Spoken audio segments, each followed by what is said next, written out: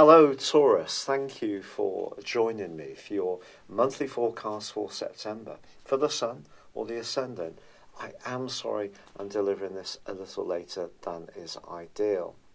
This month offers rich potential for you. There's a stunning new moon on the 9th, and on the same day, Venus, your ruler, moves into one of the most delicious parts of your scope. But it's going to be the role of Jupiter, the planet of growth, expansion, and traditionally of fortune, and Pluto, the planet of transformation, which really provides the true backdrop to this month's prospects for you, because they're going to be cooperating for the first 3 weeks of September. Jupiter can be a planet which gives us an almost heightened sense of entitlement. It can trick us into thinking that things will land in our lap without too much effort, and then makes us lack the spark to go and work hard enough. Pluto, on the other hand, is a ruthless influence, of course. If we push too hard to get what we want, sometimes people will resist us. On the other hand, people will oppress us through the energies of Pluto. But the angle between Jupiter and Pluto for you this month suggests that something can evolve for you around a relationship situation. It could be a spiritual involvement. It could be with someone that you see as some kind of guide, some source of knowledge or wisdom, or it could be on a more romantic or even friendship basis. But I do think a lot of respect will be threaded through this tie. But this is a relationship which can take on a giant amount of importance this month, and one that you can really appreciate. But in the early parts of this month, it is true to say, for the first 2 weeks in fact, that your ruler Venus is clashing with Mars, which is also, along with Pluto, in a very expansive, restless part of your situation, at least as the month begins. It's going to be important, therefore, to understand that there may be some situations around the give and take of any relationship where you feel that perhaps you're being too sacrificing, and this is having an impact on your ability to be a free spirit. I definitely think that can be threaded into the early part of this month. But on the 6th, Mercury moves into a delicious location. It's been marooned for some time in a very inward, introspective part of your situation, one which may have seen you lack a bit of confidence, not feel quite so outgoing, wanted to spend more time at home, or just mulling over your options. But on the 6th, its move into Virgo, your sister triplicity of Earth, is brilliant. And it's also going to be linking up with Uranus in your sign and also Saturn. Now, Saturn on the same day is going to end a backward journey. So even if you've had this sense that you do want to open up your world, you do want to liberate yourself from something, there is some kind of moral or legal battle that you've been undergoing in the previous half year, things can start to really lighten for you. And this wonderful grand trine forged between Mercury, Uranus and Saturn can help you to be pragmatic and yet also bring flair to bear.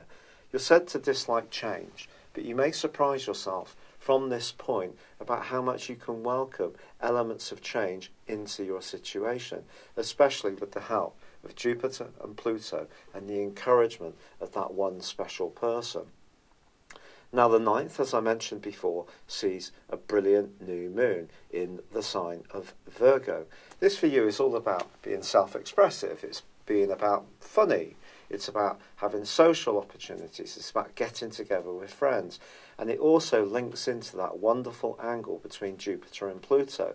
So there's a lot to like here. This can also help this sense of movement, sense of evolution, but happening in a natural way that you don't have to force as hard as perhaps has seemed to be the case earlier this year. But it is also true to say that as much as there is this wonderful new moon, it is in opposition to Neptune. Neptune's the planet of dreams, and it's probably made you a lot more idealistic about the type of friends you keep and also the type of hopes for your future since 2012. So a little bit of care is needed, particularly if you're making some key decisions around your love life. I do feel there's still this sense that things can evolve positively for you. but make sure that you have all the information that you need. Don't be too assumptive about anyone else's view or situation. Make sure that you really analyse it in an exacting way, because basically Saturn in the 9th house is asking you to check over higher information, to not necessarily just take things at face value. However, it is true to say that at the heart of this month, Mars does return to a more confident, self-assertive part of your situation on the 12th, moving back into Aquarius, but it goes back from the 11th to the 20th into the clash which has gone on between the two since the second week of May. It's possible that there's someone in your world who's really, I don't want to use the word hell-bent, but it's come up. It's almost as if this person is hell-bent on stopping you evolving and changing. If there is someone like this, it could be someone who's very traditional, very stuck in their ways, or who wants you and them to retain the status quo. If there is somebody like this, there could be some ferocious discussions between you over this course of days. Perhaps some kind of quarrel or tensions that have been going on since the early part of May are just going to come much more to the fore. But I think the thing that can help you hugely here is that also on the 9th, Venus, your ruler, moves into your sector of relating. Now, it's not going to join up with Jupiter this month, but it is going to join up with Saturn. So if there is a relationship that's evolving for you, that does feel stable, that does feel that it has some kind of future potential, it means that the moves you make won't be too rash. They will be well considered. And if there is someone that you do need to move on from, this rather oppressive, restrictive person, it could be a boss, it could be a colleague, it could be a friend who tends to dominate your life rather too much.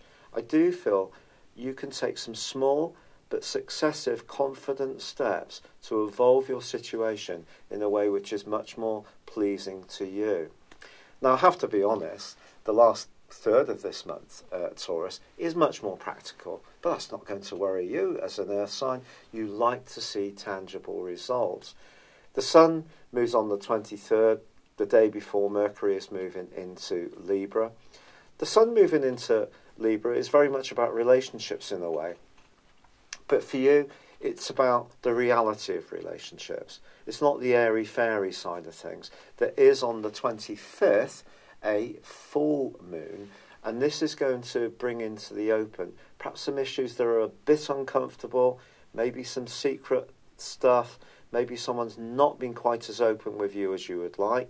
It may be that at work, someone's a bit of a nitpicker, but not necessarily the type of character who comes and tells you in a straight and honest way about how they feel. No, this is much more the type of character who likes to gossip and basically set up some kind of not very pleasant propaganda. So watch out for a character like that.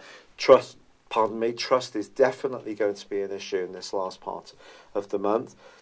You need to be with people that you do feel safe and secure with.